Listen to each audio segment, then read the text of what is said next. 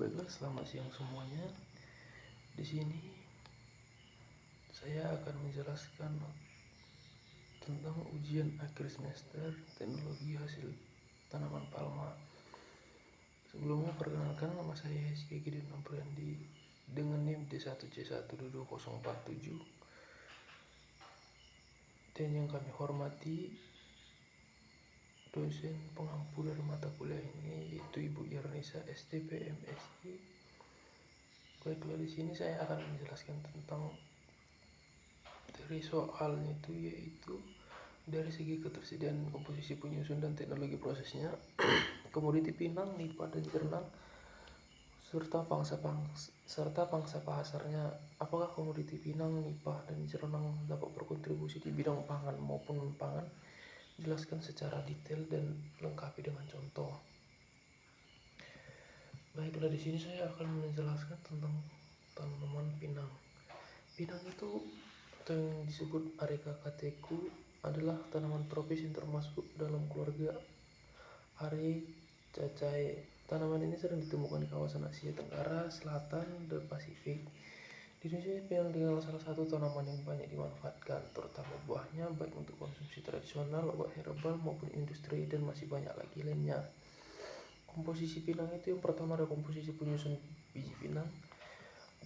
Komposisi penyusun biji pinang itu terdapat karbohidrat sebanyak 40-50%, lemak 10-15%, serat 10-15%, protein 5-10%, dan di dalam penyusun dari biji pinang ini terdapat alkaloid atau arekolin yang utama sekitar 0,1-0,7% yang memberikan efek stimulan, arekaidin dan gufacin senyawa bioaktif lainnya. Tanin itu terdapat di biji pinang itu sebanyak 10-20%. Itu berperan sebagai zat adstrigen dan memberikan rasa pahit dari pinang tersebut. Baru ada flavonoid sebagai senyawa antioksidan mineral. Yang terdapat mineral dalam itu ada kalium, kalsium, magnesium, dan zat besi. Lalu komposisi penyusun batang pohon pinang itu ada selulosa 35-45%, hemiselulosa ada 20-30%, dan juga lignin itu 25-35%, serta air yang terkandung pada batang muda itu sekitar 40-60%.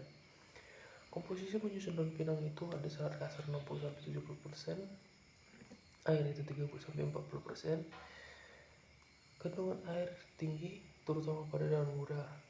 Lignin dan selulosa ini berfungsi sebagai bahan struktural. Baru komposisi penyusun buah pinang itu, buah pinang ini terbagi menjadi 3 bagian, yaitu epikarp kulit luar, mesokarp daging buah, dan biji endokarp. Epikarp ini kaya akan serat dan tanin. Mesokarp ini terdiri serat dan air sebanyak serat itu 40-60%, air 30-50%. Tanin itu memberikan sifat antimikroba. Endokarp itu mengandung biji bioaktif seperti alkaloid, flavonoid, dan karbohidrat. Komposisi penyusun akar pinang itu ada lignin memberikan kekuatan dan ketahanan, ada selulosa 20-30%. Lalu yang selanjutnya itu adalah teknologi berproses pohon pinang. Tahapan pembuatan pohon pinang yaitu pinang berdiri di pangsa pangan. Yang pertama itu pemilihan bahan baku. Kita harus melihat kriteria biji pinang. Kita harus menggunakan biji pinang yang sempurna, yaitu dengan warna coklat cerah. Biji yang terlalu tua atau yang busuk tidak digunakan untuk menjaga kualitas dari produk tersebut. Lalu selanjutnya itu ada pembersihan. Pembersihan itu kita harus mencuci dengan bersih untuk menghilangkan kotoran, pasir, debu yang menempel. Lalu pengeringan awalnya ada 2 metode tradisional dan modern. Metode tradisional itu dijemur di bawah matahari selama 2-3 hari sehingga kadar air berkurang sebanyak 50%. Sedangkan menggunakan metode modern itu menggunakan oven dryer atau kabinet dryer dengan suhu sekitar 60-70% selama 6-8 jam untuk hasil yang lebih cepat dan merata. Lalu keempat itu ada pemotongan dan penggilingan. Setelah pengeringan, biji pinang dipotong menjadi bagian kecil, dengan alat pemotong. Lalu pengeringan lanjutan. Potongan bijinya dikeringkan kembali untuk memastikan kadar airnya itu harus di bawah dari 10%. Alasannya kadar air yang rendah itu membantu memperpanjang masa simpan tepung dan mencegah pertumbuhan dari jamur yang ada. Lalu penggilingan halus. Setelah dikeringkan, masuk ke penggilingan. Penggilingan ini menggunakan mesin penggilingan atau mesin penepung atau dismill untuk menghasilkan tepung yang halus. Lalu setelah dihaluskan, diayak kembali dengan shifter. Tepung ini menggunakan saringan yang biasanya digunakan itu adalah 60-80 mesh. Lalu pengemasan tepung pinang yang sudah disaring dan mendapatkan dengan ukuran yang pas, lalu akan dikemas dan digunakan mesin vakum untuk menjaga oksidasi dan menjaga kesegaran daripada tepung tersebut. Hasil akhirnya, tepung pinang siap digunakan untuk berbagai keperluan seperti makanan, produk herbal, ataupun bisa juga dipakai sebagai kosmetik, yaitu sebagai bahan untuk membuat masker. Lalu pangsa pasarnya itu pasar tradisional dan konsumsi langsung. Produk itu buah pinang kering atau basah digunakan secara tradisional untuk bahan-bahan menginang atau yang biasanya dengan orang tua zaman dulu itu bersama sirih dan kapur. Lalu peluang pasar ini konsumsi langsung ini masih menjadi pasar terbesar, terutama negara seperti India dan Bangladesh itu memiliki budaya menginang. Lalu permintaan pinang basah meningkat selama perayaan adat dan acara budaya tertentu. Pasar bahan baku industri produk ekstra pinang digunakan dalam industri kesehatan karena kandungan alkaloidnya seperti argikolin dan memiliki efek stimulan ringan. Lalu ada pewarna alami dan bahan kosmetik. Peluang pasarnya ini industri farmasi dan herbal menunjukkan minat yang meningkat terhadap senyawa alami dari bahan pinang. Lalu pasar kosmetik berbasis bahan alami sedang berkembang besar, terutama di Amerika Utara, Eropa, dan juga Asia. Pasar energi terbarukan, bioenergi dari pinang. Limbah pinang digunakan sebagai bahan baku menghasilkan bioenergi melalui fermentasi anaerob. Peluang pasarnya itu dengan meningkatkan fokus pada energi hijau, pinang dapat menjadi bahan baku yang kompetitif untuk bioenergi. Pasar ekspornya itu ada India, Bangladesh, Cina, negara Timur Tengah. Pinang Indonesia ini merupakan salah satu yang terbesar di Indonesia, terutama di wilayah Sumatera, Kalimantan, dan Sulawesi. Harga pinang di pasar ekspor sangat dipengaruhi oleh kualitas buah, ukuran, dan juga kadar yang terkandung. Lalu yang kedua itu saya akan menjelaskan tentang tanaman atau tumbuhan nipah atau yang bisa disebut dengan Nipah fruticans. Adalah salah satu jenis tumbuhan mangrove yang khas dan unik.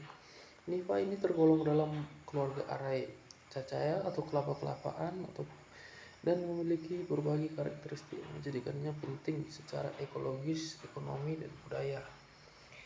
Nipah ini tumbuh di kawasan mangrove atau tembaku, terutama di dekat ataupun pas di bagian dari rawa-rawa yang payau, sungai, dan daerah yang tergenang air asin atau air payau.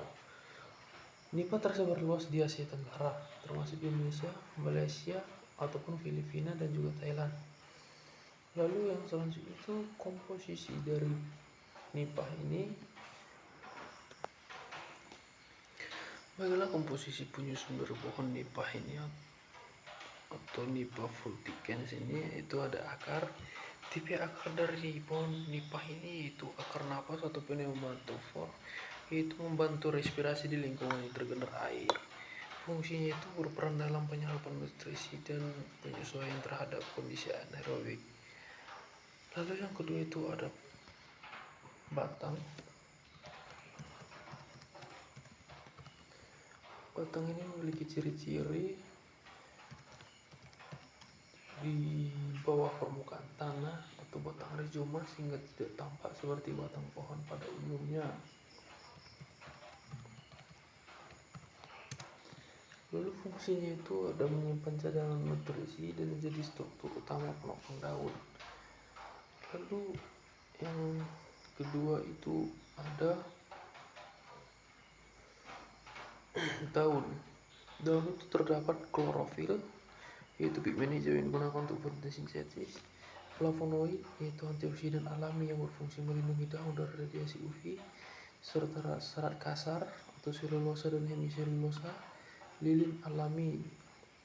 Lalu yang kedua itu ada nira. Niranya itu terdapat gula sederhana 10-20%, lalu mengandung mineral, protein, dan asam amino, lalu ada asam organik. Lalu yang itu ada buahnya ini banyak kandungannya, yaitu yang pertama minyak lemaknya ini sebanyak 10-20%. Ini biasanya terdapat pada biji buah yang bisa digunakan sebagai sumber minyak nabati. Lalu karbohidrat sebanyak 40-50% sebagai sumber fatty dan serat makan, protein 5-10%. Jaringan penyusun lain dari pohon nipah ini ada yang pertama fenol dan tanin. Ini ditemukan sebagian besar di jaringan sebagai pelindung terhadap patogen dan hama. Lalu yang kedua sterol dan terpenoid. Ini senyawa bioaktif yang berperan dalam sistem pertahanan dan adaptasi terhadap stres lingkungan. Lalu yang itu ada air, ini sebanyak 60-80%. Kandungan tinggi dalam jaringan hidup membantu transportasi nutrisi dan adaptasi terhadap lingkungan mangrove. Komposisi kimia pohon nipah ini membuat menjadi tanaman multifungsi dengan potensi yang besar untuk produk pangan, bahan bakar, ataupun produk industri lainnya. Lalu yang selanjutnya itu saya akan menjelaskan tentang teknologi proses dari pohon nipah. Saya mengambil contohnya itu adalah gula nipah. Bahan bakunya itu yang pertama itu adalah nira dari pohon nipah. Yang pertama itu kita harus memilih lalu menyadap untuk mendapatkan nira dari nipah tersebut. Setelah itu kita melakukan penyaringan untuk memisahkan kotoran seperti serat bunga, debu, ataupun serangga yang termasuk di dalam saat proses pemilihan dan penyadapan. Lalu yang ketiga itu kita melakukan pemanasan dan perebusan. Ini direbus dengan api yang sedang hingga tinggi. Tujuannya itu mengurangi kadar air hingga mencapai konsistensi yang lebih pekat. Lalu masuk ke dalam pengentalan. Ini adalah tahap akhir dari pengerebusan. Ini digunakan ataupun dipanaskan dengan suhu yang tidak terlalu tinggi untuk menghindari karamelisasi berlebihan. Dan tanda kalau pengentalan sudah selesai, larutan gulanya mulai mengental dan memiliki warna yang kecoklatan. Lalu masuk dalam proses pencetakan.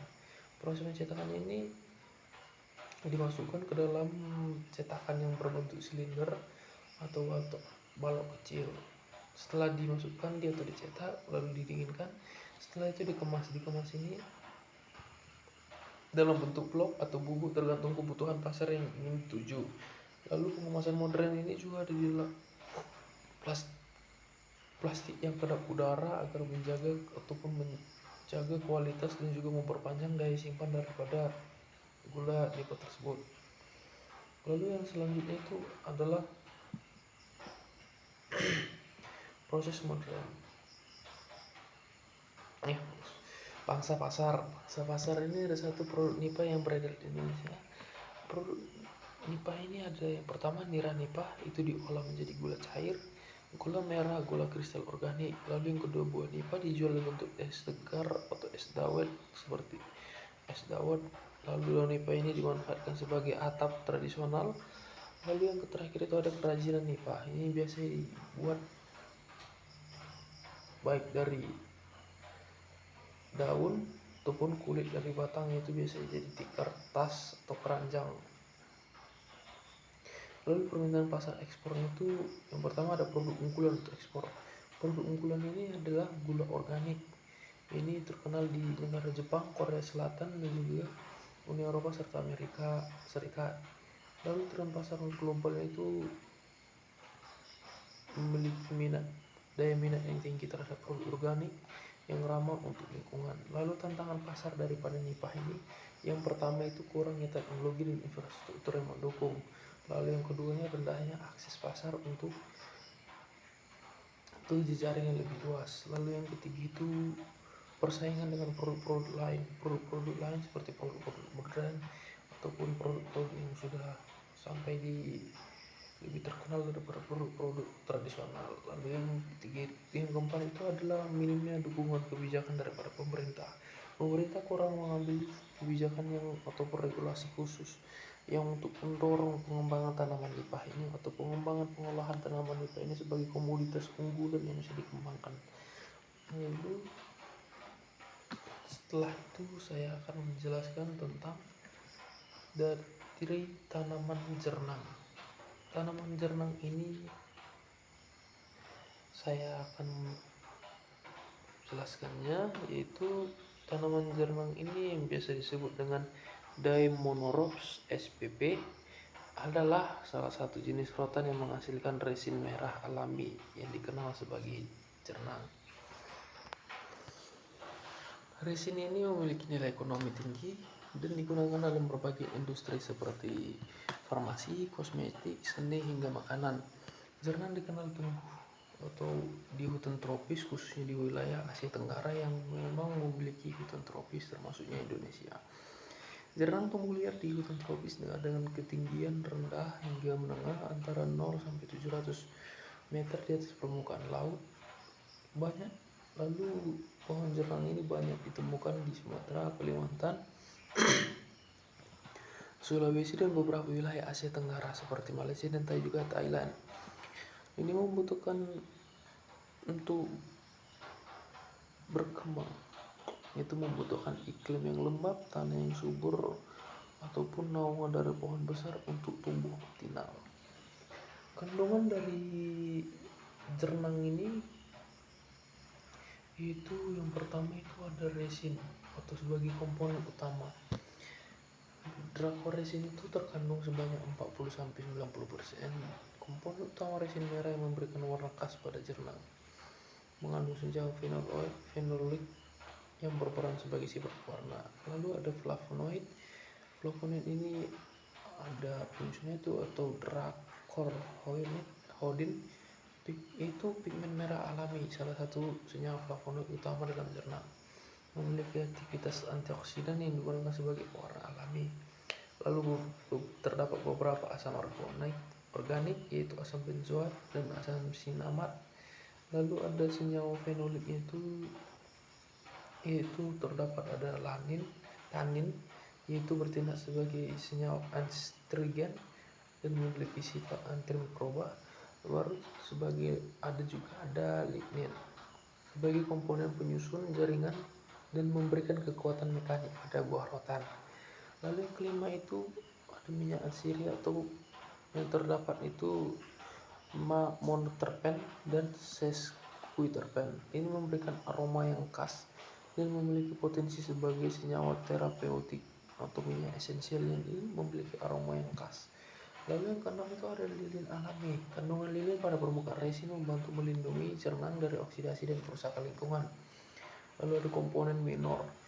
Sterol berfungsi sebagai prekursor biosintesis.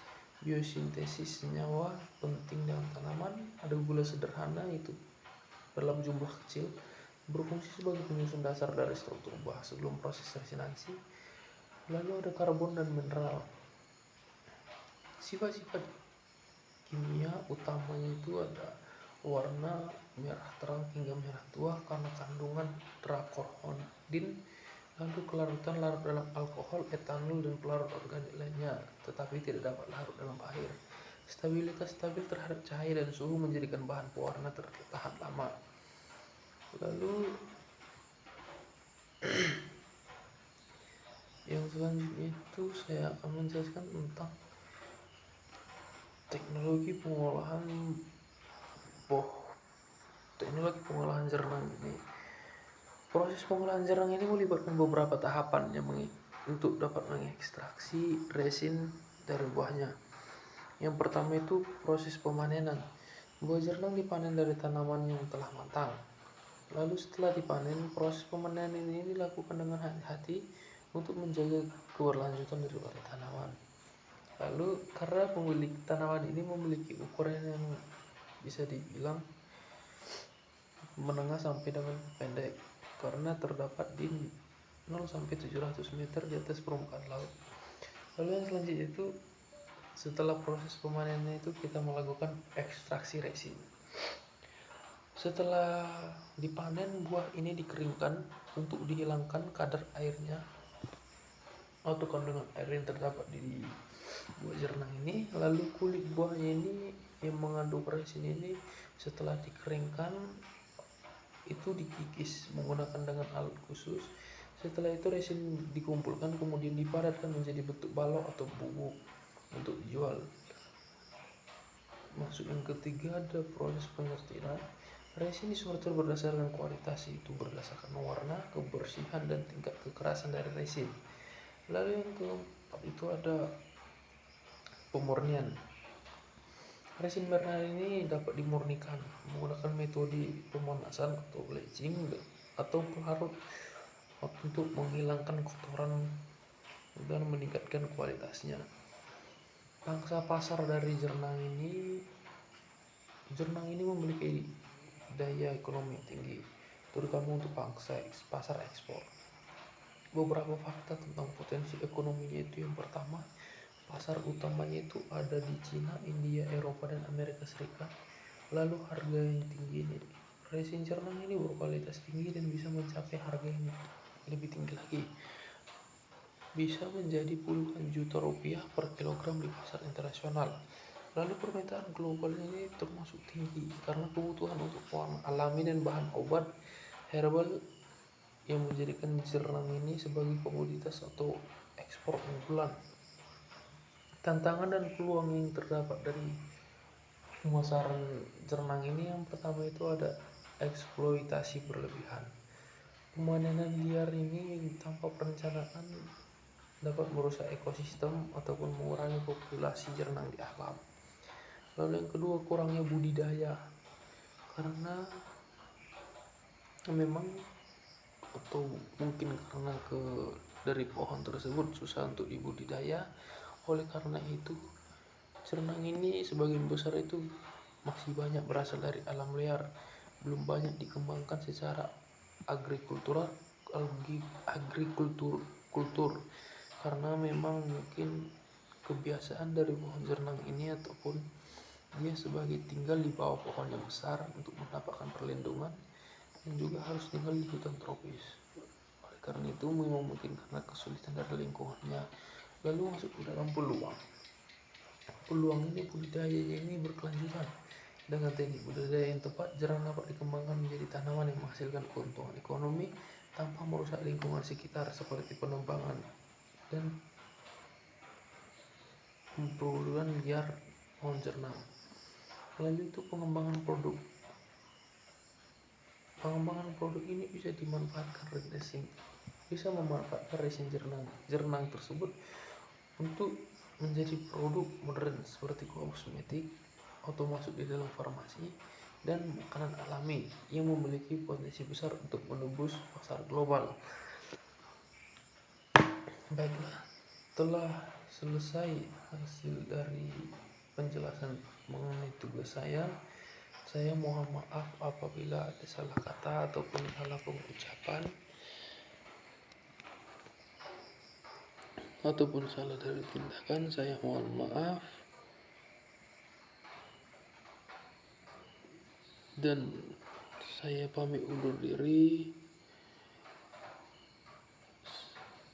Saya mengucapkan selamat siang. Terima kasih setelah menonton video ini.